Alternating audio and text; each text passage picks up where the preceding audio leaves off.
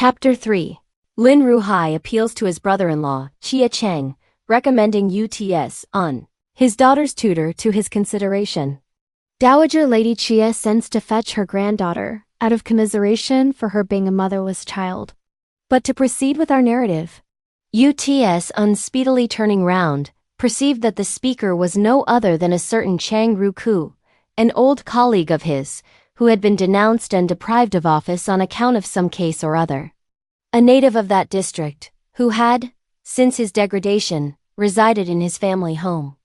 Having lately come to hear the news that a memorial, presented in the capital, that the former officers, who had been cashiered, should be reinstated, had received the imperial consent, he had promptly done all he could, in every nook and corner, to obtain influence, and to find the means of righting his position, when he unexpectedly came across Yü-ts'un, to whom he therefore lost no time in offering his congratulations. The two friends exchanged the conventional salutations, and Chang Rukui forthwith communicated the tidings to Yü-ts'un. Yü-ts'un was delighted, but after he had made a few remarks in a great hurry, each took his leave and sped on his own way homewards. Lin Ju-hai, upon hearing this conversation, hastened at once to propose a plan, advising Yü-ts'un to request Lin Ju-hai, in his turn, to appeal in the capital to Mr. Chia Cheng for support. Yü-ts'un accepted the suggestion and parted from his companion. On his return to his quarters, he made all haste to lay his hand on the Metropolitan Gazette, and having ascertained that the news was authentic, he had on the next day a personal consultation with Ju-hai. "Providence and good fortune are both alike propitious," exclaimed Ju-hai. "After the death of my wife, my mother-in-law, whose residence is in the capital, was so very solicitous on my daughter's account, for having no one to depend upon, that she dispatched, at an early period, boats with men and women servants to come and fetch her. But my child was at the time not quite over her illness, and that is why she has not yet started. I was, this very moment, cogitating to send my daughter to the capital. And in view of the obligation, under which I am to you for the instruction you have heretofore conferred upon her, remaining as yet unrequited, there is no reason why, when such an opportunity as this presents itself, I should not do my utmost to find means to make proper acknowledgment. I have already, in anticipation, given the matter my attention, and written a letter of recommendation to my brother-in-law, urging him to put everything right for you, in order that I may, to a certain extent, be able to give effect to my modest wishes. As for any outlay that may prove necessary, I have given proper explanation in the letter to my brother-in-law, so that you, my brother, need not trouble yourself by giving way to much anxiety."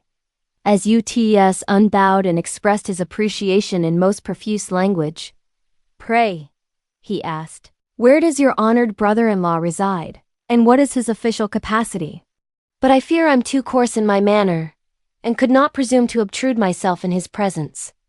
Ju-hai smiled. "And yet," he remarked, "this brother-in-law of mine is after all of one and the same family as your worthy self, for he is the grandson of the Duke Yü. My elder brother-in-law has now inherited the status of Captain General of the first grade. His name is Shi, his style Nanzhenhu. My second brother-in-law's name is Cheng, his style is Dushu. His present post is that of a second-class secretary in the Board of Works. He is modest and kind-hearted, and has much in him of the habits of his grandfather. Not one of that purse-proud and haughty kind of men. That is why I have written to him and made the request on your behalf.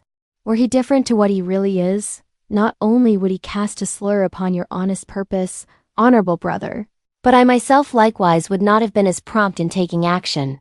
When Yü-ts'un heard these remarks, he at length credited what had been told him by Daiyu the day before, and he lost no time in again expressing his sense of gratitude to Lin Ju-hai. Ju-hai resumed the conversation.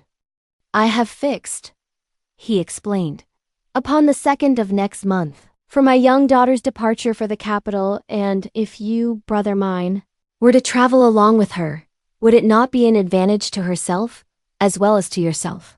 Yü-ts'un signified his acquiescence as he listened to his proposal, feeling in his inner self extremely elated.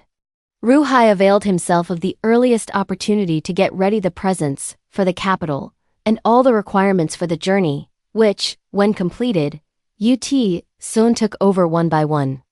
His pupil could not, at first, brook the idea of a separation from her father, but the pressing wishes of her grandmother left her no course but to comply. Your father, Ju-hai furthermore argued with her, is already 50. And I entertain no wish to marry again, and then you are always ailing. Besides, with your extreme youth, you have, above, no mother of your own to take care of you, and below, no sisters to attend to you. If you now go and have your maternal grandmother, as well as your mother's brothers and your cousins to depend upon, you will be doing the best thing to reduce the anxiety which I feel in my heart on your behalf. Why then should you not go? Daiyu, after listening to what her father had to say, parted from him in a flood of tears and followed her nurse and several old matrons from the Yung mansion on board her boat, and set out on her journey. Yü-ts'un had a boat to himself, and with 2 youths to wait on him, he prosecuted his voyage in the wake of Daiyu. By a certain day, they reached Qingtu. And Yü-ts'un, after first adjusting his hat and clothes, came attended by a youth to the door of the Yung mansion, and sent in a card, which showed his lineage. Chia Cheng had by this time perused his brother-in-law's letter, and he speedily asked him to walk in. When they met, he found in Yü-ts'un an imposing manner and polite address. This Chia Cheng had, in fact, a great penchant above all things for men of education, men courteous to the talented, respectful to the learned, ready to lend a helping hand to the needy and to succor the distressed, and was, to a great extent, like his grandfather. As it was besides a wish intimated by his brother-in-law, he therefore treated Yü-ts'un with a consideration still more unusual, and readily strained all his resources to assist him. On the very day on which the memorial was submitted to the throne, he obtained by his efforts a reinstatement to office, and before the expiry of 2 months, Yü-ts'un was forthwith selected to fill the appointment of prefect of Yingtian in Qinling. Taking leave of Chia Cheng, he chose a propitious day, and proceeded to his post, where we will leave him without further notice for the present. But to return to Daiyu. On the day on which she left the boat, and the moment she put her foot on shore, there were forthwith at her disposal chairs for her own use, and carts for the luggage, sent over from the Yung mansion. Lin Ju-hai had often heard her mother recount how different was her grandmother's house from that of other people's. And having seen for herself how above the common run were already the attendants of the 3 grades, sent to wait upon her, in attire, in their fare, in all their articles of use, how much more, she thought to herself, now that I am going to her home, must I be careful at every step, and circumspect at every moment. Nor must I utter one word too many, nor make one step more than is proper, for fear lest I should be ridiculed by any of them. From the moment she got into the chair and they had entered within the city walls, she found as she looked around, through the gauze window, at the bustle in the streets and public places and at the immense concourse of people, everything naturally so unlike what she had seen elsewhere. After they had also been a considerable time on the way, she suddenly caught sight, at the northern end of the street, of 2 huge squatting lions of marble and of 3 lofty gates with knockers representing the heads of animals. In front of these gates sat in a row about 10 men in colored hats and fine attire. The main gate was not open. It was only through the side gates on the east and west that people went in and came out. Above the center gate was a tablet. On this tablet were inscribed in 5 large characters, "The Ningguo mansion erected by imperial command. This must be grandmother's eldest son's residence," reflected Daiyu. Towards the east again, at no great distance, were 3 more high gateways, likewise of the same kind as those she had just seen. This was the Yunguo mansion. They did not, however, go in by the main gate, but simply made their entrance through the east side door. With the sedans on their shoulders, the bearers proceeded about the distance of the throw of an arrow, when upon turning a corner, they hastily put down the chairs. The matrons, who came behind, one and all also dismounted. The bearers were changed for 4 youths of 17 or 18, with hats and clothes without a blemish, and while they carried the chair, the whole bevy of matrons followed on foot. When they reached a creeper-laden gate, the sedan was put down, and all the youths stepped back and retired. The matrons came forward, raised the screen, and supported Daiyu to descend from the chair. Lin Daiyu entered the door with the creepers, resting on the hand of a matron. On both sides was a veranda, like two outstretched arms. An entrance hall stood in the center, in the middle of which was a door screen of tiley marble, set in an ebony frame. On the other side of this screen were three very small halls. At the back of these came at once an extensive courtyard, belonging to the main building. In the front part were 5 parlors, the frieze of the ceiling of which was all carved, and the pillars ornamented. On either side were covered avenues, resembling passages through a rock. In the side rooms were suspended cages, full of parrots of every color, thrushes, and birds of every description. On the terrace steps sat several waiting maids, dressed in red and green, and the whole company of them advanced, with beaming faces, to greet them, when they saw the party approach. "Her venerable ladyship," they said, "was at this very moment thinking of you, miss, and, by a strange coincidence, here you are." 3 or 4 of them forthwith vied with each other in raising the door curtain, while at the same time was heard someone announce, "Miss Lin has arrived." No sooner had she entered the room than she espied 2 servants supporting a venerable lady, with silver white hair, coming forward to greet her.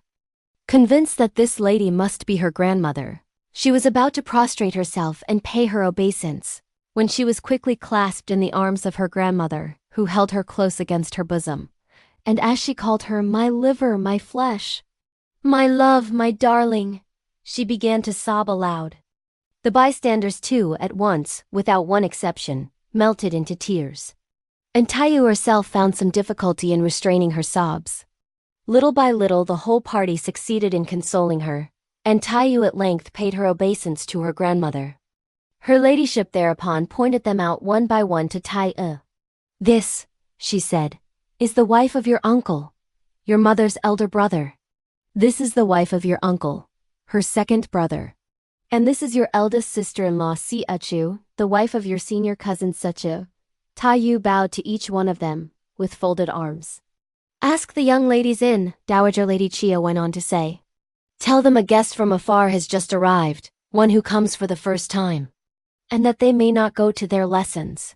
The servants with one voice signified their obedience, and 2 of them speedily went to carry out her orders.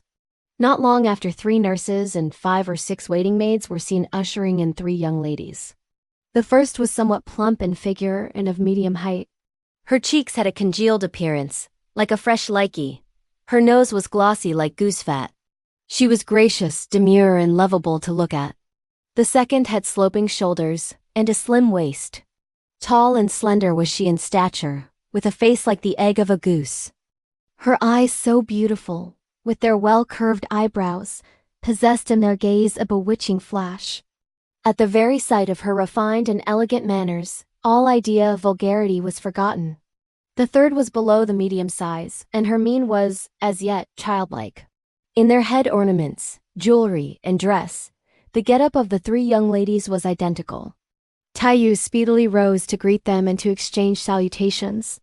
After they had made each other's acquaintance, they all took a seat, whereupon the servants brought the tea.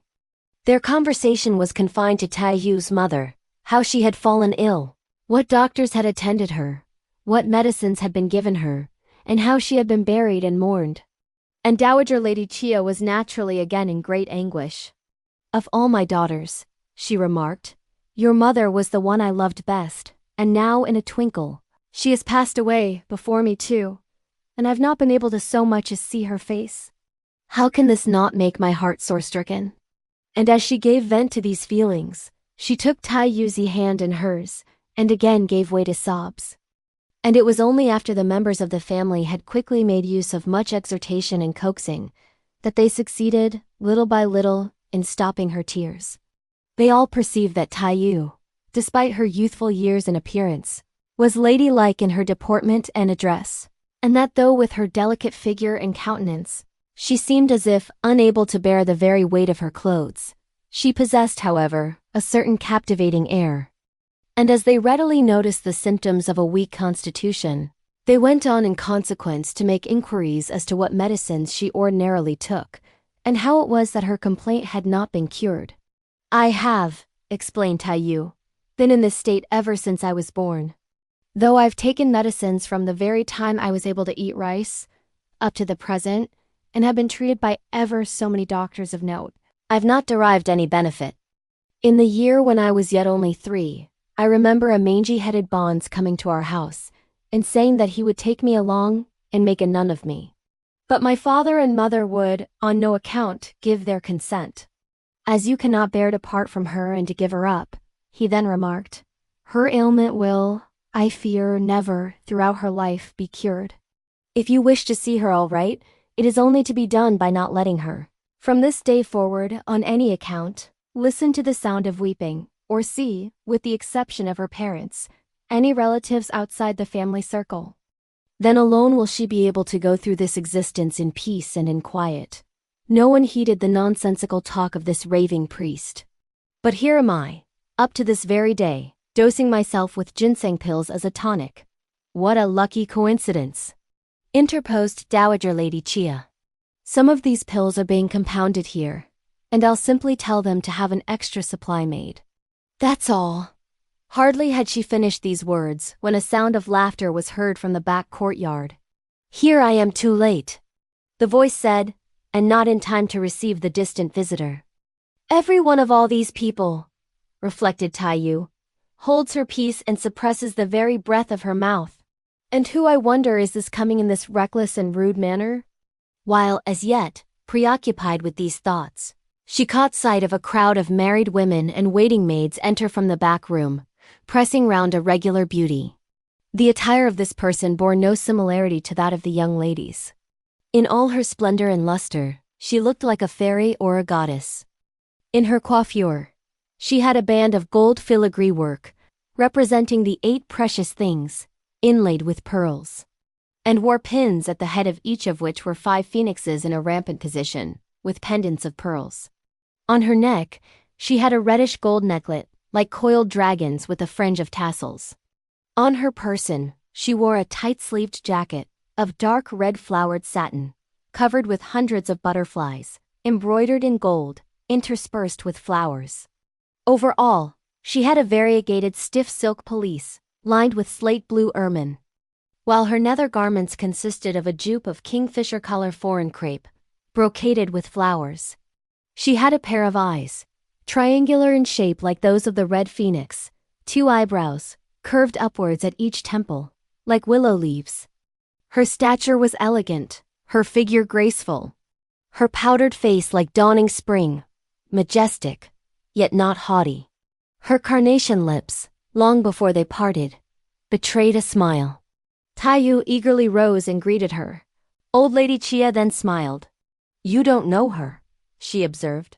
This is a cunning vixen who has made quite a name in this establishment. In Nanking, she went by the appellation of Vixen, and if you simply call her Feng Vixen, it will do. Daiyu was just at a loss how to address her, when all her cousins informed Daiyu that this was her sister-in-law Lin. Daiyu had not, it is true, made her acquaintance before, but she had heard her mother mention that her eldest maternal uncle Chia Shi's son, Chia Lin, had married the niece of Madame Wang, her second brother's wife, a girl who had, from her infancy, purposely been nurtured to supply the place of a son, and to whom the school name of Wang Shifeng had been given. Daiyu lost no time in returning her smile, and saluting her with all propriety, addressing her as my sister-in-law. This Shifeng laid hold of Daiyu's hand, and minutely scrutinized her, for a while, from head to foot. After which she led her back next to Dowager Lady Chia, where they both took a seat. If really there being of such beauty in the world, she consequently observed with a smile, I may well consider as having set eyes upon it today. Besides, in the air of her whole person, she doesn't in fact look like your granddaughter-in-law, our worthy ancestor, but in every way like your ladyship's own kindred granddaughter. It's no wonder then that your venerable ladyship should have, day after day, had her unforgotten, even for a second, in your lips and heart. It's a pity, however, that this cousin of mine should have such a hard lot. How did it happen that our aunt died at such an early period? As she uttered these words, she hastily took her handkerchief and wiped the tears from her eyes. I've only just recovered from a fit of crying, Dowager Lady Chia observed, as she smiled. And have you again come to start me? Your cousin has only now arrived from a distant journey, and she is so delicate to boot. Besides, we have a few minutes back succeeded in coaxing her to restrain her sobs, so drop at once making any allusion to your former remarks. This Shifeng, upon hearing these words, lost no time in converting her sorrow into joy. Quite right, she remarked. But at the sight of my cousin, my whole heart was absorbed in her, and I felt happy, and yet wounded at heart. But having disregarded my venerable ancestor's presence, I deserve to be beaten. I do indeed. And hastily taking once more Daiyu Can's hand in her own. How old are you, cousin? She inquired. Have you been to school? What medicines are you taking? While you live here, you mustn't feel homesick.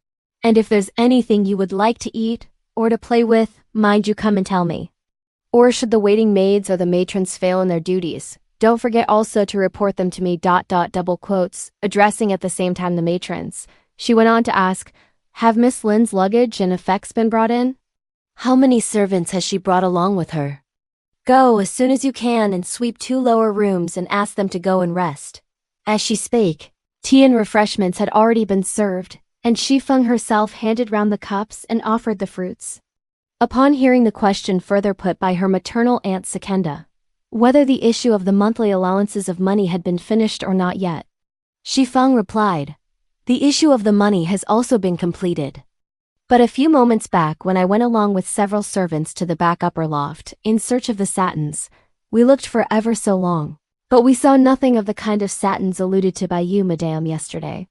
So may it not be that your memory misgives you? Whether there be any or not of that special kind is of no consequence, observed Madame Wang. You should take out, she therefore went on to add, any 2 pieces which first come under your hand, for this cousin of yours to make herself dresses with. And in the evening, if I don't forget, I'll send someone to fetch them. I've in fact already made every provision, rejoined Shifeng. Knowing very well that my cousin would be arriving within these 2 days, I have had everything got ready for her. And when you, madame, go back, if you will pass an eye over everything, I shall be able to send them round. Madame Wang gave a smile, nodded her head assentingly, but uttered not a word by way of reply. The tea and fruit had by this time been cleared, and Dowager Lady Chia directed 2 old nurses to take Daiyu to go and see her 2 maternal uncles. Whereupon Chia Shi's wife, Madame Xing, hastily stood up and with a smiling face suggested, I'll take my niece over. For it will after all be considerably better if I go. Quite so, answered Dowager Lady Chia smiling. You can go home too, and there will be no need for you to come over again. Madame Xing expressed her assent, and forthwith led Daiyu to take leave of Madame Wang. The whole party escorted them as far as the door of the entrance hall, hung with creepers, where several youths had drawn a carriage, painted light blue, with a kingfisher-colored hood. Madame Xing led Daiyu by the hand and they got up into their seats. The whole company of matrons put the curtain down, and then bade the youths raise the carriage, who dragged it along, until they came to an open space, where they at length put the mules into harness. Going out again by the eastern side gate, they proceeded in an easterly direction, passed the main entrance of the Yung mansion, and entered a lofty doorway painted black. On the arrival in front of the ceremonial gate, they at once dismounted from the curricle, and Madame Xing, hand in hand with Daiyu, walked into the court. These grounds, surmised Daiyu to herself, must have been originally converted from a piece partitioned from the garden of the Yung mansion. Having entered 3 rows of ceremonial gates, they actually caught sight of the main structure, with its vestibules and porches, all of which, though on a small scale, were full of artistic and unique beauty. They were nothing like the lofty, imposing, massive, and luxurious style of architecture on the other side. Yet the avenues and rockeries, in the various places in the court, were all in perfect taste. When they reached the interior of the principal pavilion, a large concourse of handmaids and waiting maids, got up in gala dress, were already there to greet them. Madame Xing pressed Daiyu into a seat, while she bade someone go into the outer library and request Mr. Chia Shi to come over. In a few minutes the servant returned. Master, she explained, says that he has not felt quite well for several days. that as the meeting with Miss Lin will affect both her as well as himself, he does not for the present feel equal to seeing each other.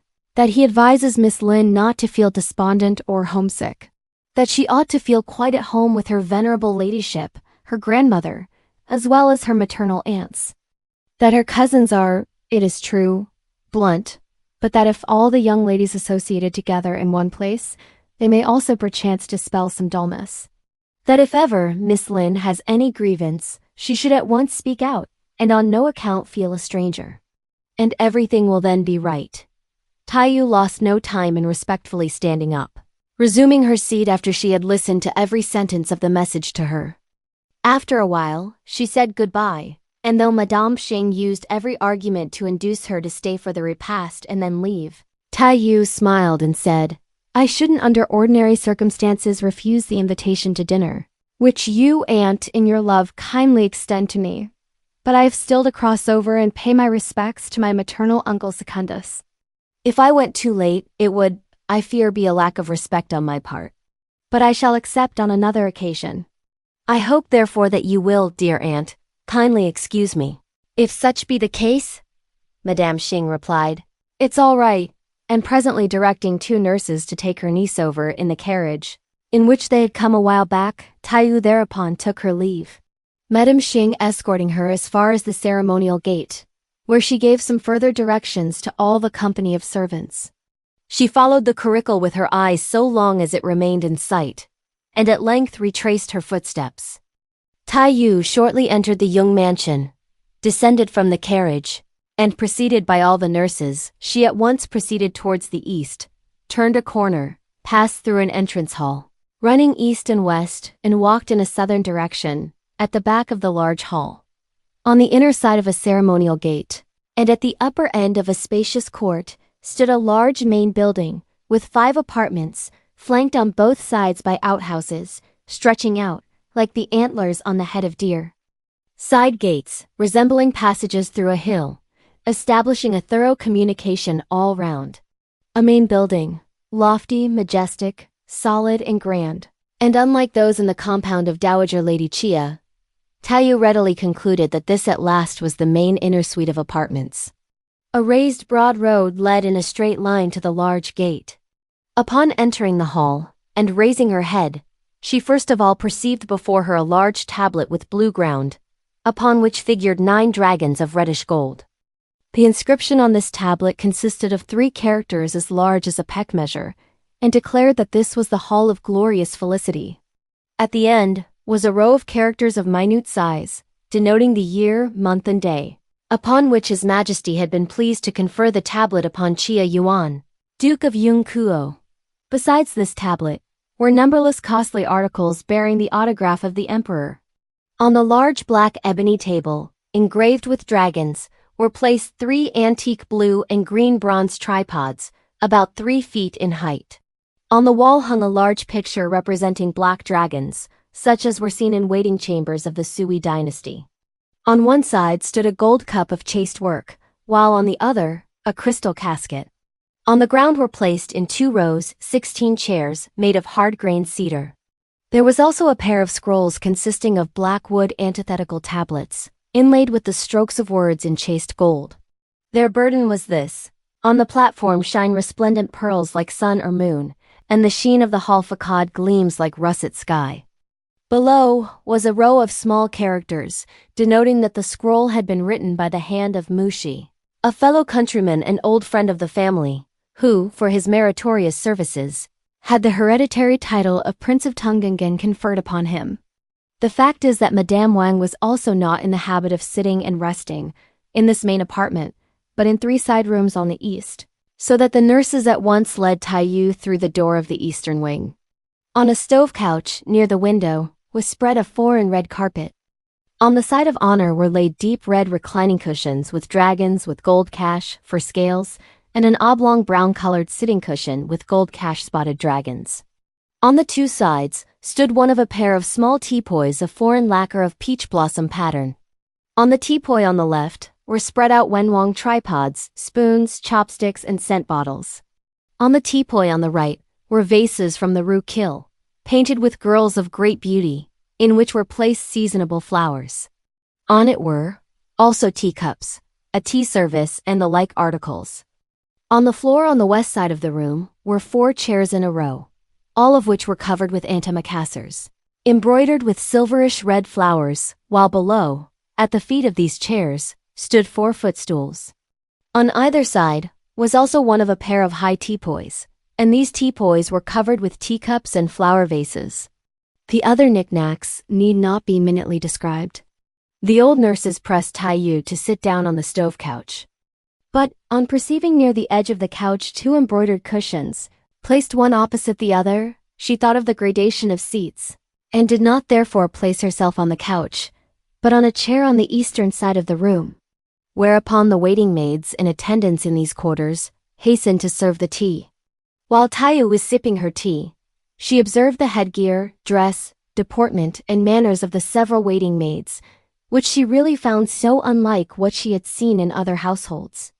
She had hardly finished her tea when she noticed a waiting maid approach, dressed in a red satin jacket and a waistcoat of blue satin with scallops. "My lady requests Miss Lin to come over and sit with her," she remarked as she put on a smile. The old nurses, upon hearing this message, speedily ushered Daiyu again out of this apartment, into the 3-room small main building by the eastern porch. On the stove couch situated at the principal part of the room, was placed in a transverse position a low couch table, at the upper end of which were laid out, in a heap, books and a tea service. Against the partition wall, on the east side, facing the west, was a reclining pillow, made of blue satin, neither old nor new. Madame Wang, however, occupied the lower seat, on the west side, on which was likewise placed a rather shabby blue satin sitting rug, with a back cushion. And upon perceiving Daiyu come in, she urged her at once to sit on the east side. Daiyu concluded in her mind that this seat must certainly belong to Chia Cheng, and espying, next to the couch, a row of 3 chairs covered with antimacassars, strewn with embroidered flowers, somewhat also the worse for use, Daiyu sat down on one of these chairs. But as Madame Wang pressed her again and again to sit on the couch, Daiyu had at length to take a seat next to her. "Your uncle," Madame Wang explained, "is gone to observe this day as a fast day, but you'll see him by and by. There's, however, one thing I want to talk to you about. Your 3 female cousins are all, it is true, everything that is nice. And you will, when later on you come together for study or to learn how to do needlework, or whenever at any time you romp and laugh together, find them all most obliging. But there's one thing that causes me very much concern. I have here one who is the very root of retribution, the incarnation of all mischief, one who is a ne'er-do-well, a prince of malignant spirits in this family. He is gone today to pay his vows in the temple and is not back yet, but you will see him in the evening, when you will readily be able to judge for yourself. One thing you must do, and that is, from this time forth, not to pay any notice to him. All these cousins of yours don't venture to bring any taint upon themselves by provoking him." Daiyu had in days gone by heard her mother explain that she had a nephew, born into the world, holding a piece of jade in his mouth, who was perverse beyond measure, who took no pleasure in his books, and whose sole great delight was to play the giddy dog in the inner apartments. That her maternal grandmother, on the other hand, loved him so fondly that no one ever presumed to call him to account. So that when, in this instance, she heard Madame Wang's advice, she at once felt certain that it must be this very cousin. "Isn't it to the cousin born with jade in his mouth that you are alluding to, Aunt?" she inquired as she returned her smile. "When I was at home, I remember my mother telling me more than once of this very cousin, who, she said, was a year older than I, and whose infant name was Baoyu. She added that his disposition was really wayward, but that he treats all his cousins with the utmost consideration. Besides, now that I have come here, I shall, of course, be always together with my female cousins, while the boys will have their own court and separate quarters. And however will there be any cause of bringing any slur upon myself by provoking him?" "You don't know the reasons that prompt me to warn you," replied Madame Wang laughingly. "He is so unlike all the rest, all because he has, since his youth up, been doted upon by our old lady. The fact is that he has been spoilt, through overindulgence, by being always in the company of his female cousins. If his female cousins pay no heed to him, he is, at any rate, somewhat orderly. But the day his cousins say one word more to him than usual, much trouble forthwith arises at the outburst of delight in his heart. That's why I enjoin upon you not to heed him. From his mouth at one time issue sugared words and mellifluous phrases, and at another, like the heavens devoid of the sun, he becomes a raving fool. So whatever you do, don't believe all he says. Double quote. Daiyu was assenting to every bit of advice as it was uttered, when unexpectedly she beheld a waiting maid walk in. Her venerable ladyship over there, she said, has sent word about the evening meal. Double quotes. Madame Wang hastily took Daiyu by the hand, and emerging by the door of the back room, they went eastwards by the veranda at the back. Past the side gate was a roadway, running north and south. On the southern side were a pavilion with 3 divisions and a reception hall with a colonnade. On the north stood a large screen wall painted white. Behind it was a very small building, with a door of half the ordinary size. These are your cousin Feng's rooms, explained Madame Wang to Daiyu, as she pointed to them smiling. You'll know in future your way to come and find her. And if you ever lack anything, mind you mention it to her, and she make it all right. At the door of this court were also several youths, who had recently had the tufts of their hair tied together, who all dropped their hands against their sides, and stood in a respectful posture. Madame Wang then led Daiyu by the hand through a corridor, running east and west, into what was Dowager Lady Chia's back court. Forthwith they entered the door of the back suite of rooms, where stood, already in attendance, a large number of servants who, when they saw Madame Wang arrive, set to work setting the tables and chairs in order. Chia Chu's wife, Ni Li, served the eatables, while Xu Feng placed the chopsticks, and Madame Wang brought the soup in. Dowager Lady Chia was seated all alone on the divan, in the main part of the apartment, on the 2 sides of which stood 4 vacant chairs. Xu Feng at once drew Daiyu, meaning to make her sit in the foremost chair on the left side, but Daiyu steadily and concedingly declined. Your aunts and sisters-in-law, standing on the right and left, Dowager Lady Chia smilingly explained, won't have their repast in here, and as you're a guest, it's but proper that you should take that seat. Then alone it was that Daiyu asked for permission to sit down. Seating herself on the chair, Madame Wang likewise took a seat at old Lady Chia's instance. And the 3 cousins, Yü-ts'un and the others, having craved for leave to sit down, at length came forward, and Yü-ts'un took the first chair on the right, Tan-chun the second, and Shi-chun the second on the left. Waiting maids stood by holding in their hands flips and finger bowls and napkins, while Mrs. Li and Lady Feng, the 2 of them, kept near the table advising them what to eat, and pressing them to help themselves. In the outer apartments, the married women and waiting maids in attendance were, it is true, very numerous. But not even so much as the sound of the cawing of a crow could be heard. The repast over, each one was presented by a waiting maid, with tea in a small tea tray. But the Lin family had all along impressed upon the mind of their daughter that in order to show due regard to happiness, and to preserve good health, it was essential, after every meal, to wait a while, before drinking any tea, so that it should not do any harm to the intestines. When therefore, Daiyu perceived how many habits there were in this establishment, unlike those which prevailed in her home, she too had no alternative but to conform herself to a certain extent with them. Upon taking over the cup of tea, servants came once more and presented finger bowls for them to rinse their mouths, and Daiyu also rinsed hers. And after they had all again finished washing their hands, tea was eventually served a second time, and this was, at length, the tea that was intended to be drunk. You can all go, observed Dowager Lady Chia, and let us alone to have a chat. Madame Wang rose as soon as she heard these words, and having made a few irrelevant remarks, she led the way and left the room along with the 2 ladies, Mrs. Li and Lady Feng. Dowager Lady Chia, having inquired of Daiyu what books she was reading. I have just begun reading the 4 books, Daiyu replied. What books are my cousins reading? Daiyu went on to ask. Books, you say? Exclaimed Dowager Lady Chia. Why, all they know are a few characters, that's all. The sentence was barely out of her lips when a continuous sounding of footsteps was heard outside, An awaiting maid entered and announced that Baoyu was coming. Daiyu was speculating in her mind how it was that this Baoyu had turned out such a good-for-nothing fellow when he happened to walk in. He was, in fact, a young man of tender years, wearing on his head, to hold his hair together, a cap of gold of purplish tinge inlaid with precious gems. Parallel with his eyebrows was attached a circlet, embroidered with gold, and representing 2 dragons snatching a pearl. He wore an archery-sleeved deep red jacket, with hundreds of butterflies worked in gold of 2 different shades, interspersed with flowers, and was girded with a sash of variegated silk, with clusters of designs, to which was attached long tassels.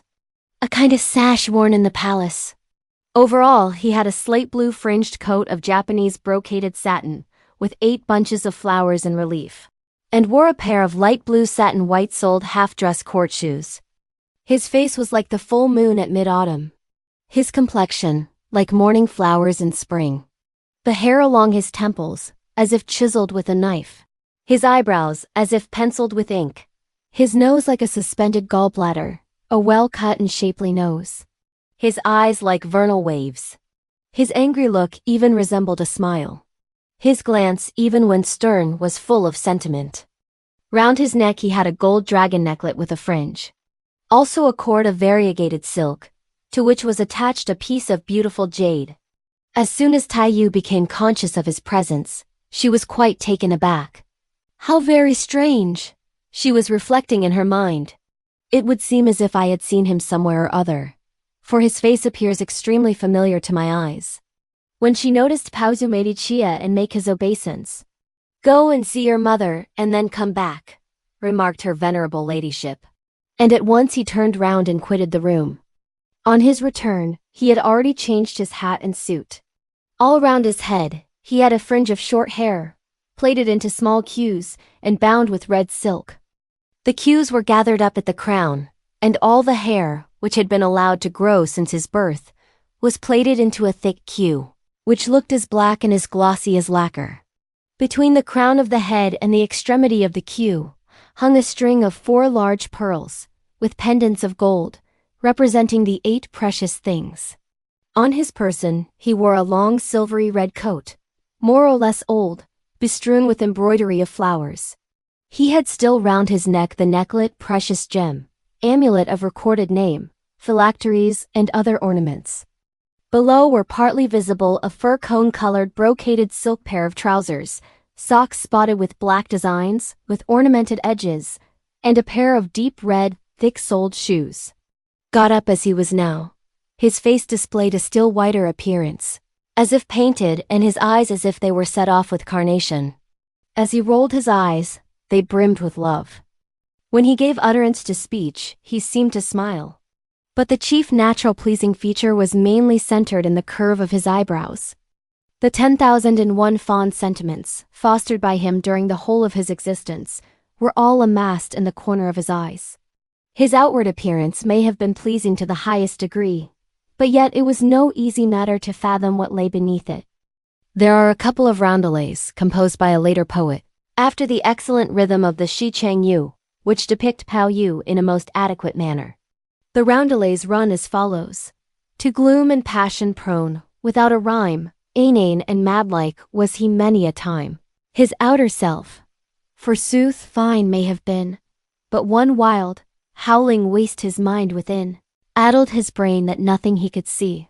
A dunce. To read essays so loath to be, perverse in bearing, in temper wayward. For human censure he had no regard. When rich, wealth to enjoy he knew not how. When poor to poverty he could not bow. Alas, what utter waste of lustrous grace! To state, to family what a disgrace! Of ne'er-do-wells below he was the prime. Unfilial like him none up to this time. The lads pampered with sumptuous fare and dress, beware! In this youth's footsteps do not press, but to proceed with our story. You have gone and changed your clothes, observed Dowager Lady Chia, before being introduced to the distant guest. Why don't you yet salute your cousin? Baoyu had long ago become aware of the presence of a most beautiful young lady, who, he readily concluded, must be no other than the daughter of his Aunt Lin, He hastened to advance up to her and make his bow. And after their introduction, he resumed his seat, whence he minutely scrutinized her features, which he thought so unlike those of all other girls. Her two arched eyebrows, thick as clustered smoke, bore a certain not very pronounced frowning wrinkle. She had a pair of eyes, which possessed a cheerful and yet one would say, a sad expression, overflowing with sentiment. Her face showed the prints of sorrow stamped on her two dimpled cheeks. She was beautiful, but her whole frame was the prey of a hereditary disease. The tears in her eyes glistened like small specks. Her balmy breath was so gentle. She was as demure as a lovely flower reflected in the water. Her gait resembled a frail willow, agitated by the wind. Her heart, compared with that of Paikan, had one more aperture of intelligence, while her ailment exceeded, in intensity, by 3 degrees the ailment of Shih-ts'un. Baoyu, having concluded his scrutiny of her, put on a smile and said, "This cousin I have already seen in days gone by." "There you are again with your nonsense," exclaimed Lady Chia, sneeringly. "How could you have seen her before?" "Though I may not have seen her ere this," observed Baoyu with a smirk, "yet when I look at her face, it seems so familiar, and to my mind, it would appear as if we had been old acquaintances. Just as if, in fact, we were now meeting after a long separation." "That will do, remarked Dowager Lady Chia. "Such being the case, you will be the more intimate." Baoyu, thereupon, went up to Daiyu, and taking a seat next to her, continued to look at her again with all intentness for a good long while. "Have you read any books, cousin?" he asked. "I haven't as yet," replied Daiyu. "Read any books as I have only been to school for a year. All I know are simply a few characters. What is your worthy name, cousin?" Baoyu went on to ask. Whereupon Daiyu speedily told him her name. "Your style?" inquired Baoyu. To which question Daiyu replied, "I have no style." "I'll give you a style," suggested Baoyu smilingly.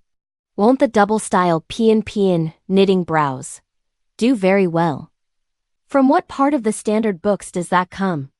Tan Chun hastily interposed. "It is stated in the thorough research into the state of creation from remote ages to the present day." Baoyu went on to explain that, in the western quarter, there exists a stone, called Tai, black, which can be used in lieu of ink, to blacken the eyebrows with. Besides, the eyebrows of this cousin taper in a way, as if they were contracted, so that the selection of these two characters is most appropriate, isn't it? "This is just another plagiarism, I fear," observed Tan Chun, with an ironic smirk. "Exclusive of the 4 books," Baoyu remarked smilingly, "the majority of works are plagiarized." "And is it only I, perchance, who plagiarize? Have you got any jade or not?" he went on to inquire, addressing Daiyu, to the discomfiture of all who could not make out what he meant. "It's because he has a jade himself," Daiyu forthwith reasoned within her mind, "that he asks me whether I have one or not." "No, I haven't one," she replied. "That jade of yours is besides a rare object, and how could everyone have one?" As soon as Baoyu heard this remark, he at once burst out in a fit of his raving complaint, and unclasping the gem, he dashed it disdainfully on the floor. "Rare object indeed!" he shouted, as he heaped invective on it. "It has no idea how to discriminate the excellent from the mean among human beings. And do tell me, has it any perception or not?" "I too can do without this rubbish." All those who stood below were startled, and in a body they pressed forward, vying with each other as to who should pick up the gem. Dowager Lady Chia was so distressed that she clasped Baoyu in her embrace. "You child of wrath," she exclaimed.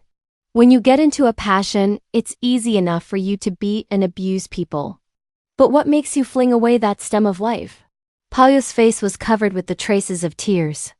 "All my cousins here, senior as well as junior," he rejoined as he sobbed, "have no gem, and if it's only I to have one, there's no fun in it, I maintain.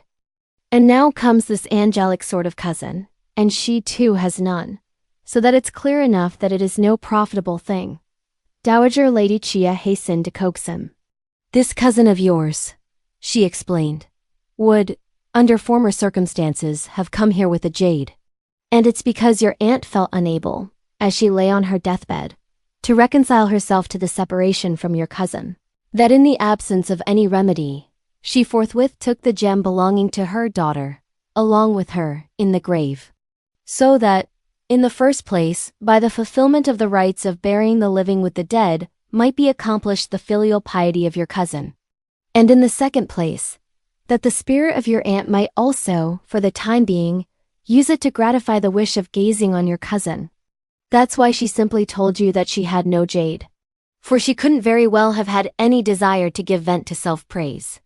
Now how can you ever compare yourself with her? And don't you yet carefully and circumspectly put it on? Mind, your mother may come to know what you have done. As she uttered these words, she speedily took the jade over from the hand of the waiting maid, and she herself fastened it on for him. When Baoyu heard this explanation, he indulged in reflection, but could not even then advance any further arguments. A nurse came at the moment and inquired about Daiyu's quarters, and Dowager Lady Chia at once added, "Shift Baoyu along with me, into the warm room of my suite of apartments, and put your mistress, Miss Lin, temporarily in the green gauze house. And when the rest of the winter is over and repairs are taken in hand in spring in their rooms, an additional wing can be put up for her to take up her quarters in." "My dear ancestor," ventured Baoyu, "the bed I occupy outside the green gauze house is very comfortable. And what need is there again for me to leave it and come and disturb your old ladyship's peace and quiet?" "Well, all right," observed Dowager Lady Chia after some consideration. "But let each one of you have a nurse, as well as a waiting maid to attend on you. The other servants can remain in the outside rooms and keep night watch and be ready to answer any call at an early hour." Besides, Shifeng had sent a servant round with a gray-flowered curtain, embroidered coverlets and satin quilts and other such articles. Daiyu had brought along with her only 2 servants. The one was her own nurse, Dame Wang, and the other was a young waiting maid of 16, whose name was called Xu Yan. Dowager Lady Chia, perceiving that Xu Yan was too youthful and quite a child in her manner, while Nurse Wang was, on the other hand, too aged, conjectured that Daiyu would, in all her wants, not have things as she liked. So she detached 2 waiting maids, who were her own personal attendants, named Yü-ts'un and Ying-kao, and attached them to Daiyu's service. Just as had Ying-chun and the other girls, each one of whom had besides the wet nurses of their youth, 4 other nurses to advise and direct them, and exclusive of 2 personal maids to look after their dress and toilette, 4 or 5 additional young maids to do the washing and sweeping of the rooms and the running about backwards and forwards on errands. Nurse Wang, Yü-ts'un and other girls entered at once upon their attendance on Daiyu, in the green gauze rooms, while Baoyu's wet nurse, Dame Li, together with an elderly waiting maid, called Shijin, were on duty in the room with the large bed. This Shijin had also been, originally, one of Dowager Lady Chia's servant girls. Her name was in days gone by, Chen Xiechu. As her venerable ladyship, in her tender love for Baoyu, had feared that Baoyu's servant girls were not equal to their duties, she readily handed her to Baoyu, as she had hitherto had experience of how sincere and considerate she was at heart. Baoyu, knowing that her surname was at one time Hua, and having once seen in some verses of an ancient poet, the line, "The fragrance of flowers wafts itself into man," lost no time in explaining the fact to Dowager Lady Chia, who at once changed her name into Shijin. This Shijin had several simple traits. While in attendance upon Dowager Lady Chia, in her heart and her eyes, there was no one but her venerable ladyship and her alone.